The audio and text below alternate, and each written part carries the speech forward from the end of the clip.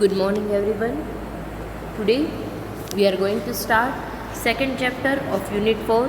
As I have told you, there are 4 chapters in unit 4. So today we are going to discuss second chapter. It includes following points, that is meaning of wages, meaning of time wages and piece wages, then money wages and real wages, and lastly factors affecting real wages. So these are the points which are included in this chapter. Now, meaning of wages. The share of the labor in national income is known as wages. 4 factors of production છે: land, labor, capital and entrepreneur. તો લેબરનો જે share છે, કારણ કે આ ચારેય factor છે એ production પ્રોસેસમાં પોતાનું કન્ટ્રીબ્યુશન આપે છે, and for that we have to pay reward to him. So the share in the national income of labor is known as wages because we pay labor in the form of wages. It includes all payments made to laborers for the services they have rendered. Yes, laborers જેટલી પણ services render કરી છે, service provide કરી છે in the production process, આ બધી services માટે આપણે લેબર્સને વેજીસ પે કરીએ છીએ. સો wages includes all payments made to labor.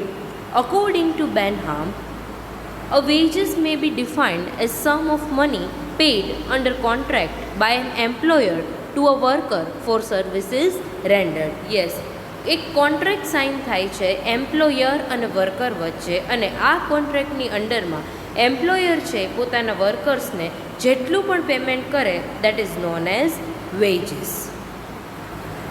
So, wages mean that a price paid for the services of labor of any kind. એટલે કોઈ પણ ટાઈપની સર્વિસીસ લેબર્સ પ્રોવાઈડ કરે તો એની માટે તમે જે પ્રાઇસ પે કરો છો, that is known as wages.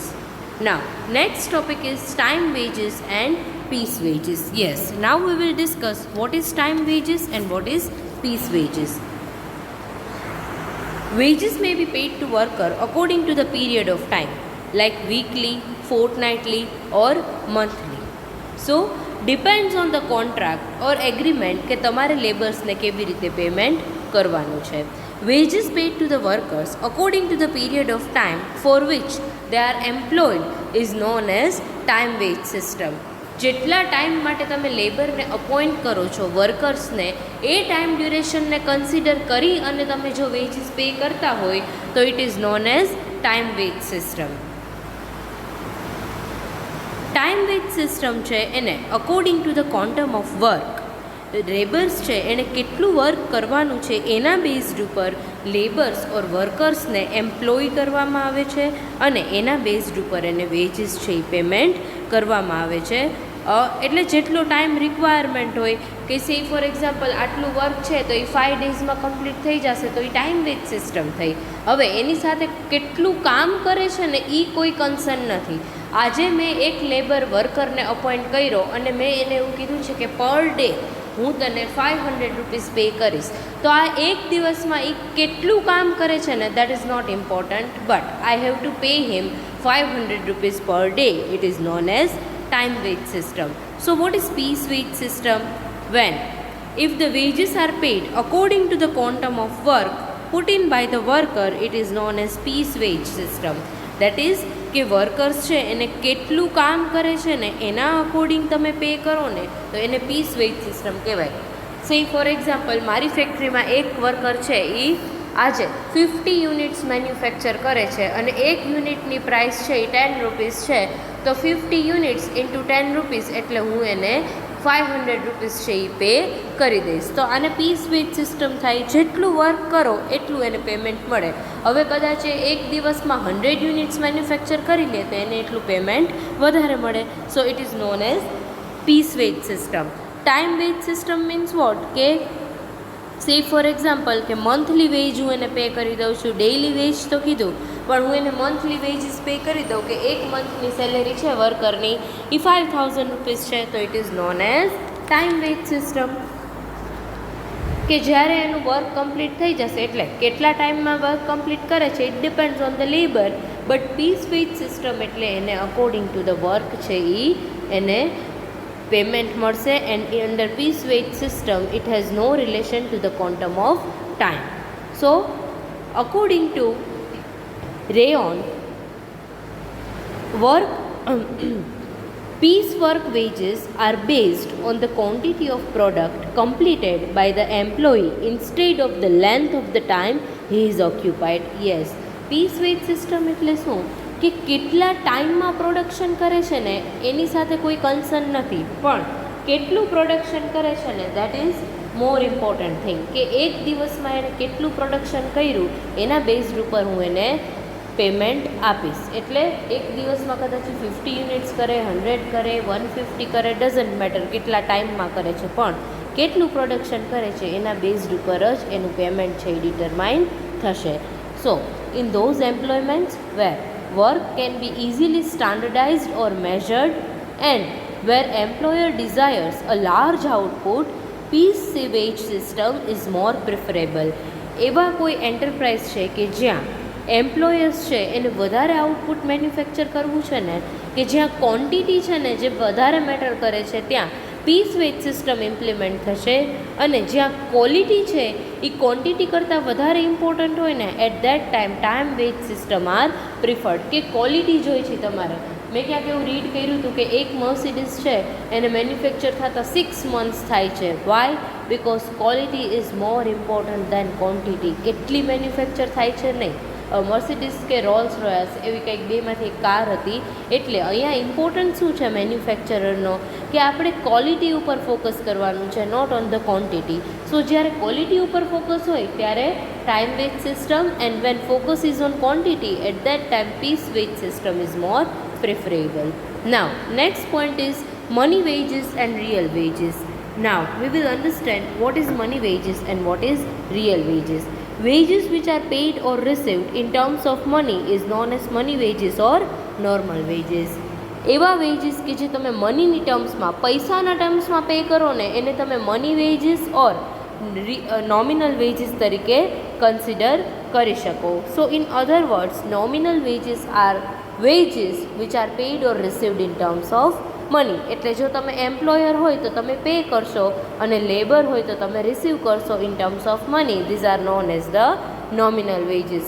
Just for example, monthly veggies of 3000 received by textile mill worker or a monthly salary of 10,000 received by a professor in his money wages or the nominal veggies. એટલે જો તમે મનીના ફોર્મમાં તમે veggies receive કરતા હોય કે pay કરતા હોય તો it is known as nominal veggies or money veggies.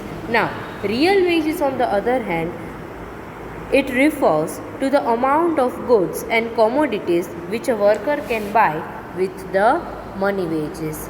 Yes, તમારા જે મની વેજીસ છે એનાથી ખરેખર તમે કેટલી કમોડિટી પરચેઝ કરી શકો છો, ગુડ્સ અને commodities, that is known as real wages. That is purchasing power of your money wages. And it refers to the net advantages of the workers remuneration. એટલે વર્કરને જે તમે રેમ્યુનરેશન, જે સેલેરી પે કરો છો એમાંથી એને કેટલા નેટ એડવાન્ટેજીસ મળે છે ને એ આપણે રિયલ વેજીસ તરીકે કન્સિડર કરી શકીએ. સે ફોર એક્ઝામ્પલ, આ ક્યાં એડવાન્ટેજીસ હોઈ શકે? તો the amount of necessaries, comforts, all luxuries which a worker can obtain from his income. એટલે વર્કર છે એ પોતાની ઇન્કમમાંથી કઈ કઈ પોતાની નેસેસિટીઝ છે, નેસેસિટી ફૂલફિલ કરી શકે છે, કેટલી કમ્ફર્ટેબલ લાઈફ જીવી શકે છે, કેટલી લક્ઝરી પરચેઝ કરી શકે છે. તો આને આપણે રિયલ વેજીસ તરીકે કન્સિડર કરી શકીએ. જસ્ટ ફોર એક્ઝામ્પલ, કે મારી ઇન્કમ છે એ 20,000 છે, પણ માર્કેટમાં ખૂબ ઇન્ફ્લેશન છે અને બધી વસ્તુના પ્રાઇઝીસ ખૂબ વધારે છે. તો 20,000ની ઇન્કમમાંથી હું મારી કેટલી નીડ્સ ફૂલફિલ કરી શકીશ, that is known as real wages. So real wages છે that are non monetary benefits connected to the employment which the worker gets. એટલે વર્કર છે એને પોતાની નોમિનલ વેજીસ છે, મની વેજીસ છે, એની સાથે સાથે કેટલા અધર બેનિફિટ્સ મળે છે, that is known as the real wages. But it should be remembered that money wages alone do not give us a correct idea of the economic position of the workers. Yes, money veggies through તમે વર્કર્સની economic પોઝિશનનો ક્યારેય idea લઈ શકો નહીં, because એનું reason છે કે it is possible that nominal veggies may be high, but if the purchasing power of money is low at that time, real wages would also be very low, because in that case the worker would be able to buy very small quantity of the goods and commodities. As I have told you કે ઘણી વાર એવું બને કે વર્કરના nominal wages છે, money veggies એ ખૂબ high છે, પણ માર્કેટમાં મનીનો જે પર્ચેઝિંગ પાવર છે, જે ખરીદ શક્તિ છે એ સાવ ઓછી છે કે પહેલાં તમે 5 રૂપીઝમાંય પાણીપુરીની પ્લેટ ખાઈ લેતા, બટ હવે 25 રૂપીઝમાંય સાવ ઓછી ક્વોન્ટિટી આવે છે. તો જો મનીનો પર્ચેઝિંગ પાવર છે એ ડે બાય ડે ડિક્રીઝ થતો જાય છે. ભલે ક્વોન્ટિટી ઓફ મની ઇન્ક્રીઝ થઈ ગઈ કે પહેલાં તમારી સેલેરી ઓછી હતી અને હવે સેલેરી ઇન્ક્રીઝ થઈ ગઈ છે, બટ એની સાથે સાથે એનો પર્ચેઝિંગ પાવર પણ રિડ્યુસ થતો જાય છે.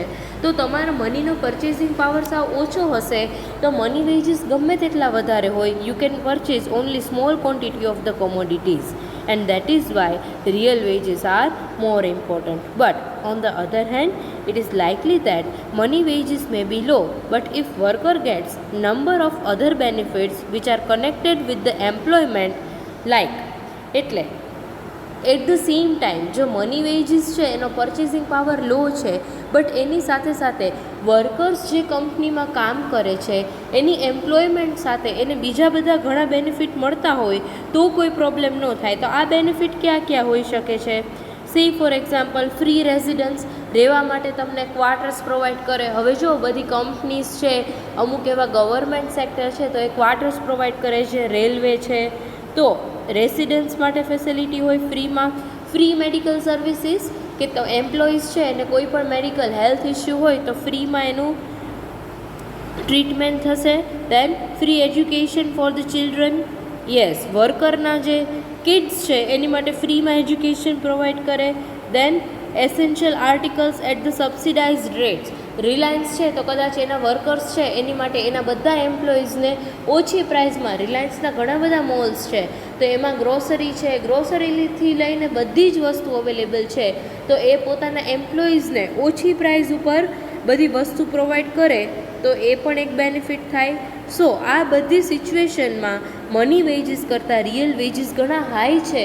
તો આ સિચ્યુએશનમાં શું થાય કે આ બધા બેનિફિટ્સ એટલા મળે છે કે કદાચ વર્કર્સ છે એના રિયલ નોમિનલ વેજીસ કે જે મની વેજીસ ઓછા હશે ને તો પણ એને અફોર્ડેબલ હશે, બિકોઝ આ બધી ફેસિલિટીઝ છે એ એને પોતાની કંપનીમાંથી મળી જાય છે. સો from the standard of living point of view real veggies are more important then the money veggies. એટલે જો સ્ટાન્ડર્ડ ઓફ લિવિંગના પોઈન્ટ ઓફ વ્યૂથી વિચારો ને તો મની વેજીસ કરતાં રિયલ વેજીસ છે એ વધારે ઇમ્પોર્ટન્ટ છે, બિકોઝ આ બધી ફેસિલિટી છે ને એ વર્કરનું સ્ટાન્ડર્ડ ઓફ લિવિંગ છે એ ઇમ્પ્રૂવ કરે છે.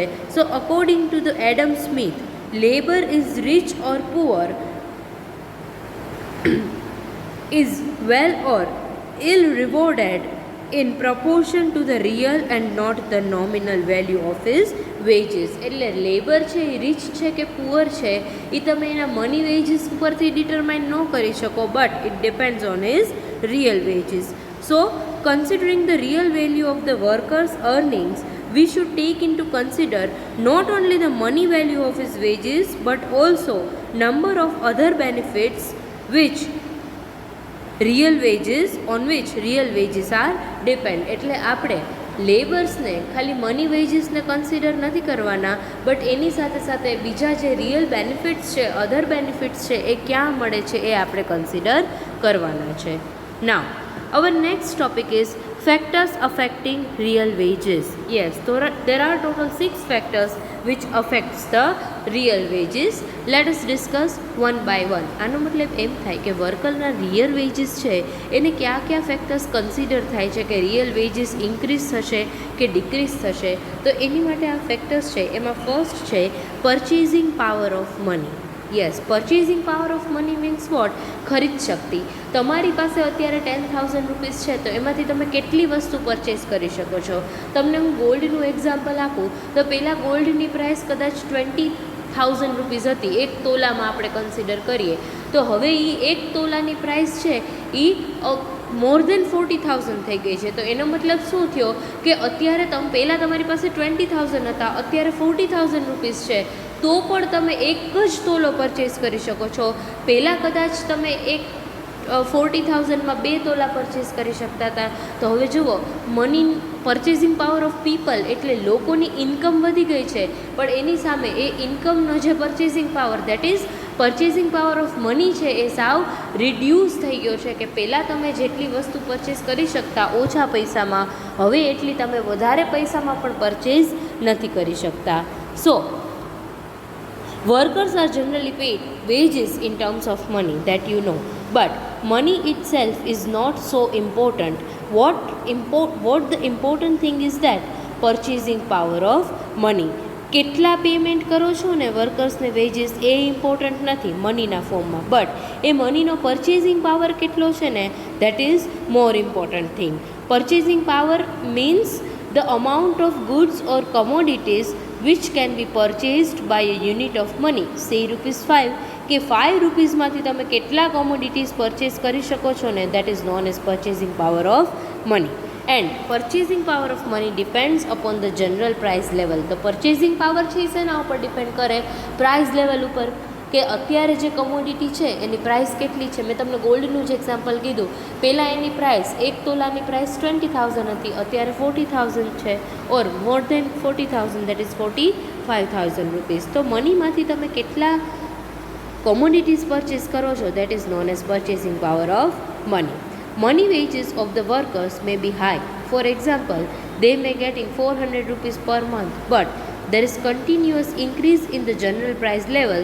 This means that fall in the purchasing power of money. કદાચ તમે કોઈ વર્કર છે એને 400 રૂપીસ પર મંથ પે કરો છો એઝ અ વેજીસ, તો એ ઘણા બધા છે, બટ કોમોડિટીઝની પ્રાઇસ છે એ કન્ટિન્યુઅસલી ઇન્ક્રીઝ થતી હોય તો આ 400 રૂપીસમાં કાંઈ નહીં થાય, right?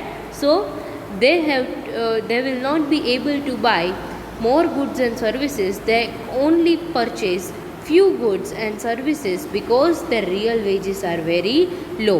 But if on the other hand there is fall in the general price level, it means that there is rise in the purchasing power of money. પણ જો માર્કેટમાં બધી કોમોડિટીના પ્રાઇસીસ છે એ ડિક્રીઝ થતા હોય તો એનો મતલબ શું થયો કે પર્ચેસિંગ પાવર શું થશે? ઇન્ક્રીઝ થશે. And workers will be able to buy more goods and services with the same amount of money, and consequently the real wages will increase. Again, money wages may be equal in two regions, but real wages may be differ because of the different purchasing power of money in two regions. Yes, કદાચ બે કન્ટ્રીની વાત કરીએ ને તો બેમાં money veggies similar હોઈ શકે. Even to રિજન્સની વાત કરીએ તો બેમાં વર્કર્સના મની વેજીસ, કે આ ઓકે રાજકોટમાં હું વર્કર્સ છે એને 1,000 રૂપીસ પે કરું છું, અને બોમ્બે છે તો એમાં પણ વર્કર્સને 1,000 પે કરું છું, બટ એનો પરચેસિંગ પાવર છે ને એ બધે ડિફરન્ટ હશે. જનરલી એવું કહેવાય કે રાજકોટમાં બધી વસ્તુ બહુ મોંઘી મળે છે, અને બોમ્બે છે મુંબઈ તો એમાં બધું બહુ સસ્તું મળે છે. તો જુઓ, 1,000માં વર્કર્સ અહીંયા જેટલી વસ્તુ પરચેસ કરી શકશે ને એના કરતાં બોમ્બેમાં ક્યાંય વધારે પરચેસ કરી શકશે. તો રિયલ વેજીસ છે, મની વેજીસ ઇક્વલ છે, but real wages of workers are greater in Mumbai than Rajkot. So it is about the purchasing power of money. Now the second is form of payment. Yes, second factor કયું છે તો form of payment છે, કે વર્કર્સને તમે કયા ફોર્મમાં payment કરો છો. Real wages also depends upon the form of payment. Workers are generally paid wages in the form of money, but in many occupations they receive extra benefit which increases their real earnings. આપણે કીધું ને કે generally workers છે એને મનીના ફોર્મમાં payment થતું હોય, but એના કરતાં એને જે એક્સ્ટ્રા બેનિફિટ મળતા હોય છે ને એના જે પ્રેઝન્ટ ઓક્યુપેશનમાં એ ઘણા બધા વધારે હોય છે. જસ્ટ એક્ઝામ્પલ, ઘણી બધી એમ્પ્લોયમેન્ટ્સ, ઘણી એવી કંપની છે કે જે વર્કર્સને ફ્રી ક્વાર્ટર્સ પ્રોવાઈડ કરે છે, મેડિકલ સર્વિસીસ છે, યુનિફોર્મ પહેરવા માટે. જુઓ, જનરલી શું થતું હોય કે ફ્રી યુનિફોર્મ કંપની પ્રોવાઈડ કરે ને તો વર્કર્સને એટલો ક્લોધિંગનો એક્સપેન્સ છે એ ઓછો થઈ જાય. Then free education for the children, અમુક એવા આર્ટિકલ્સ છે, કોમોડિટીઝ છે એ સબસિડાઇઝ્ડ રેટ ઉપર પ્રોવાઈડ કરતા હોય. તો આવી બધી કંપનીઝ છે એમાં વર્કર્સના ભલે મની વેજીસ લો હોય, but at that time the real wages will be very high. એટલે આપણે અહીંયા જો રિયલ વેજીસને કન્સિડર કરીએ તો આ બધા જ બેનિફિટ્સ છે એ વર્કર્સને કન્સિડર કરવા જોઈએ. એટલે કયા ફોર્મમાં પેમેન્ટ કરો છો ને એ વધારે ઇમ્પોર્ટન્ટ છે. Then the third is possibility of extra earning. Yes, તમે કયા ઓક્યુપેશનમાં વર્ક કરો છો ને એના ઉપર ડિપેન્ડ કરશે કે તમને કોઈ એક્સ્ટ્રા અર્નિંગ થાય છે કે નહીં. In sum occupation worker May have plenty of opportunities to undertake other remunerative work along with their regular work or in their spare time. તમને ખ્યાલ હોય તો ઘણા બધા એવા માણસો હોય છે કે જે પાર્ટ ટાઈમ જોબ કરે છે. તો આવી પોસિબિલિટી હોવી જોઈએ કે તમે મોર્નિંગમાં એક જોબ કરો છો અને એની સેલેરી મળે છે, તો પાર્ટ ટાઈમ તમે બાકીના ટાઈમે ફ્રી છો તો તમે બીજી જોબ કરી અને વધારે અર્નિંગ કરી શકો છો. તો આવી કોઈ જોબ હોય, આવા કોઈ ઓક્યુપેશન હોય તો એમાં રિયલ વેજીસ છે એ મની વેજીસ કરતાં વધારે હશે. જસ્ટ ફોર એક્ઝામ્પલ, પ્રોફેસર છે તો એ પાર્ટ ટાઈમમાં બુક લખી શકે, ઓર કોઈ એવા આર્ટિકલ્સ છે, કોઈ એવા પીરિયોડિકલ્સ છે તો એમાં પોતાનું કન્ટ્રીબ્યુશન આપી શકે કોઈ આર્ટિકલ્સ લખીને. અને ઘણા એવા પ્રોફેસર્સ છે કે જે એક્ઝામ પેપર્સ છે એને ચેક કરીને એનું અસેસમેન્ટ કરીને પણ એક્સ્ટ્રા અર્નિંગ જનરેટ કરી શકે, પ્રાઇવેટ ટ્યુશન્સ પ્રોવાઈડ કરી શકે. તો આવી બધી પ્રોફેસરની જોબ છે, જે પણ ઇન્સ્ટિટ્યૂટમાં એ વર્ક કરે છે, કદાચ ત્યાં એની સેલેરી ઓછી હોય, but rest of the time બાકીનો જે દિવસ છે એમાં એ આવી બધી એક્સ્ટ્રા એક્ટિવિટીઝ વર્ક કરી અને વધારે અર્ન કરી શકે છે. So the possibility of extra earning may also arise when opportunities for employment are available to other members of the workers in the family. Fourth point is regularity or irregularity of the employment. Yes, હવે employment છે એ regular છે કે ઇરરેગ્યુલર છે એના ઉપર depends કરશે. ઘણા લેબર્સ છે ને એને તમે ડેઇલી વેજીસ ઉપર કે ડેઇલી વર્કર્સ હોય એના ઉપર લીધા હોય, અને ઘણા લેબર્સ છે એને તમે કોન્ટ્રાક્ટથી અપોઇન્ટ કરેલા હોય. તો વર્કર્સ છે એની એમ્પ્લોયમેન્ટ છે એ પરમનન્ટ છે કે ટેમ્પરરી છે એના ઉપર ડિપેન્ડ કરે. There are certain occupations which give regular employments to the workers, while in some other occupations the employment is just seasonal or only for a part of the year.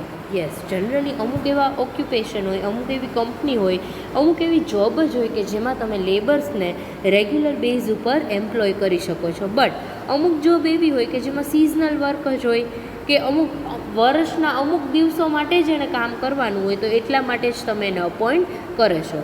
So real wages will definitely high in those occupation where employment is regular than in those occupation where employment is irregular, seasonal or uncertain. Yes, જો regular employment હોય કે તમે એક જ જગ્યાએ permanently કામ કરો છો ને તો એમાં રિયલ વેજીસ હાઈ હોય અને મની વેજીસ લો હોય.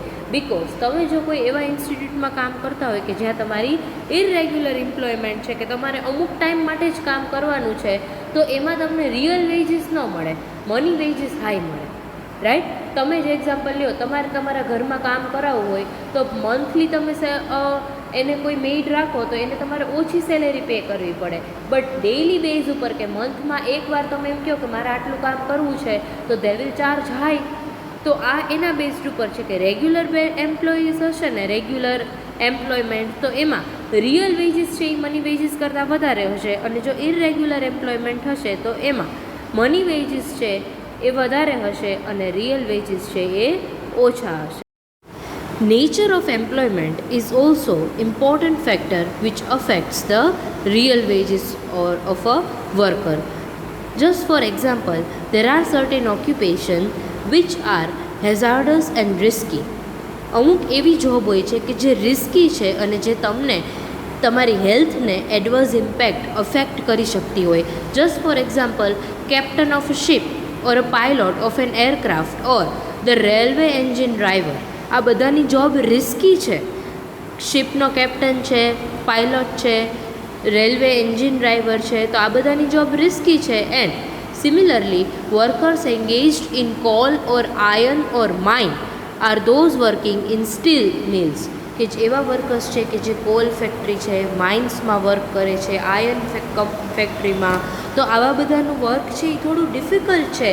દે may become the victim of certain disease, કે એક્સિડન્ટના ચાન્સીસ છે, એ લોકોને કોઈ એવા ડિસીઝ થઈ શકે છે. તો આવા કેસમાં શું થશે કે એ લોકોની સેલેરી છે એ થોડી વધારે હશે. But on the other hand ઘણા એવા ઓક્યુપેશન છે કે જ્યાં રિસ્ક ઓછું છે, કે તમારી લાઈફને તમારા કોઈ એવા એક્સિડન્ટ્સના ચાન્સીસ નથી, રિસ્ક પણ ઓછું છે. તો એવા ટાઈમે એના રિયલ વેજીસ છે એ કાંઈક જુદા હોઈ શકે. બીજા અમુક એવા ઓક્યુપેશન છે કે એવા કોઈ ક્લર્ક છે કે જે ઓફિસમાં વર્ક કરે છે, ટીચર છે. સો in those occupation which are risky and dangerous and which reduce the duration of the working life or shorten the total earning period.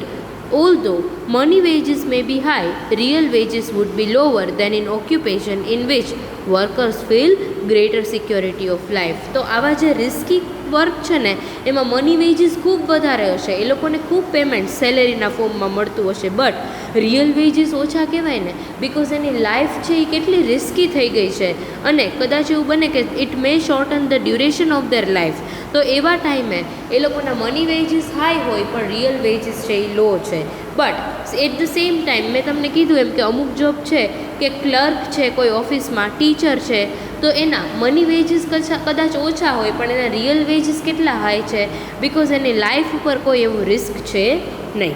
Now 6th point is future prospects. Yes, sometimes a person may be prepared to accept a low wages rate in a particular occupation if he finds that there are bright future prospects for him to get promotion. ઘણીવાર કોઈ person છે ને એ એવી પણ job accept કરી લે કે જેમાં ઇનિશિયલી છે ને એને બહુ લો વેજીસ મળતા હોય, બટ લેટર ઓન ફ્યુચરમાં પ્રમોશનના ચાન્સીસ હોય. સો in such case therefore although the initial money wages may be low, but there are good prospect of rise in the future. Real wages are considered quite high.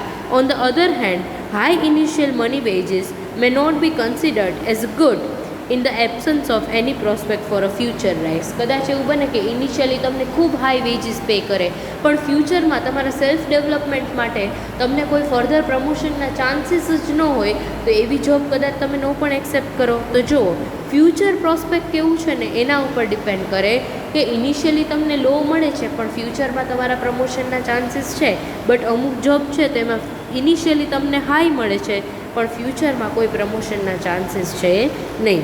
So in short, it is the real wages and not the money wages owned by a worker which is correct index to જજ his economic condition. That is, કોઈ પણ વર્કરની જો તમારે economic condition જજ કરવી હોય, then you can get the idea about it only from the real wages and not only from the money wages.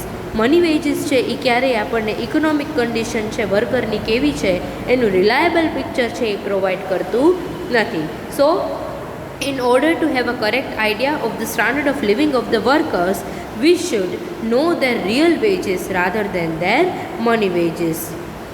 So the difference or the distinction between money wages and real wages is very important when we want to compare the earning of the laborers at different places and at different times. એટલે જ્યારે આપણે એવું compare કરવું હોય કે different places અને different ટાઈમમાં labours કે વર્કર્સ છે એ કેટલું અર્ન કરે છે, at that time we have to consider the real wages along with the money wages. So it is about the wages. અહીંયા આપણું સેકન્ડ ચેપ્ટર પૂરું થાય છે. આ 4 જ ટોપિક હતા. સો in our next session I will start the third unit, that is interest. Thank you very much. See you all in the next session.